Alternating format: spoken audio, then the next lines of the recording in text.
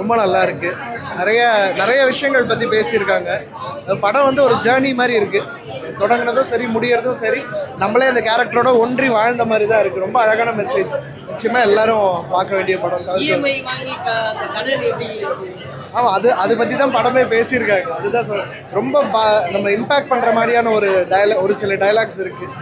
Dialogues வந்து எப்போவுமே நமக்கு மனசில் நிற்கும். அந்த அளவுக்கு ரொம்ப இம்பாக்ட்ஃபுல்லாக இருந்தது படம். ரொம்ப மியூசிக் ரொம்ப டாப் நாச், ரொம்ப நல்லா பண்ணியிருக்காங்க. டைரக்ஷன், காஸ்டிங் எல்லாமே சூப்பர். ரொம்ப நல்லா பண்ணிருக்காங்க. எனக்கு கௌதம் மேனன் சார் நடித்த படங்களில் இதுதான் என்னோட ஃபேவரட்டாக இருக்க போகுது. நிச்சயமாக ஓடிடி ரிலீஸ்க்கு அப்புறம் திருப்பி ஒரு தடவை பார்த்து சார். வாழ்க்கையை பற்றி என்னென்னா, கடன் வந்து அதிகமாக வந்து வாங்கக்கூடாது. அதாவது தேவைகள் அதிகமாக இருக்குது, ஆரம்பத்துக்கு தேவையான இருக்குது. ஆனால் அதுக்காக வந்து கடனை வாங்கி நம்ம பிரச்சனையில் மாட்டிக்கக்கூடாதுன்னு சொல்லி ஒரு நல்லா ஸ்ட்ராங்கான மெசேஜ் சொல்லிக்காங்க. நல்லா தான் இருக்குது படம். அதான் சொன்ன படத்தில் வந்து குறைகள்லாம் இல்லை, மேக்கிங் எல்லாமே நல்லா தான் இருக்குது. படம் வந்து ஸ்லோ மோஷனாக போகுது, அவ்வளோதான். மற்றபடி படம் நல்லா பண்ணிங்க. அவங்க இப்போ நல்லா பண்ணிங்க. கௌதம் மேனன் வாசன் நல்லா, அவர் சொல்லவே தேவையில்லை. அவர் என்ன கேரக்டரோ கண்டிப்பாக வந்து நடந்துக்க வாய்ப்பு இல்லை. ஆடம்பர தேவை இருக்குது. ஆடம்பர தேவை இல்லைன்னா இன்றைக்கி இல்லவே இல்லை. இன்றைக்கி வந்து ஒய்ஃப் வந்து கடனை வாங்காதீங்க, சிக்கனமாக இருன்னு சொல்கிறாங்க. ஆனால் சில வீட்டில் பொம்பளைங்க வந்து டிவி இல்லை, இதெல்லாம் இல்லைன்னா அவங்களால ஒன்றுமே பண்ண முடியாது. குடும்பம் நடத்த மாட்டாங்க. ஆடம்பர பொருளை வாங்கி போட்டால் தான் குடும்பம் நடக்காது.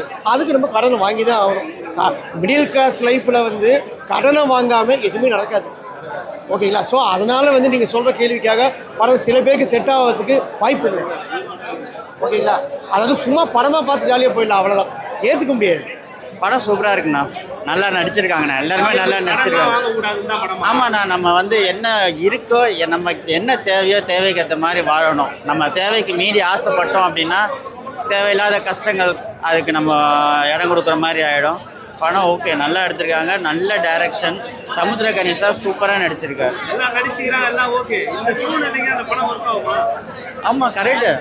நம்ம வந்து சூழ்நிலைக்கு ஏற்ற மாதிரி வாழணுன்ட்டு மேலே கடன் வாங்கிக்கிட்டு மேலே கஷ்டப்படுத்திக்கிட்டு ஒரு நிம்மதி இல்லாத வாழ்க்கை வாங்குறதுக்கு இருக்கிறத வச்சுட்டு வாழ்ந்தோம்னா நிம்மதியாக இருக்கும். அதுதான் இப்போ இனிமேல் எக்ஸ்ட்ரா வாங்க மாட்டாங்கல்ல. வாங்கின வரைக்கும் போதும். இருக்கிறத எப்படி சமாளிக்கணும், இவரை மாதிரி ஏதாவது பண்ணி எப்படி இஎம்ஐ சீக்கிரமாக க்ளோஸ் பண்ணணும். ஆனால் இதுக்கு மேலே தேவைக்கு அதிகமாக எதுவும் வாங்கக்கூடாது. அருமையாக மெயில்டாக இருக்குது, நல்லா இருக்குது, சூப்பராக ரிலாக்ஸாக போகுது படம்.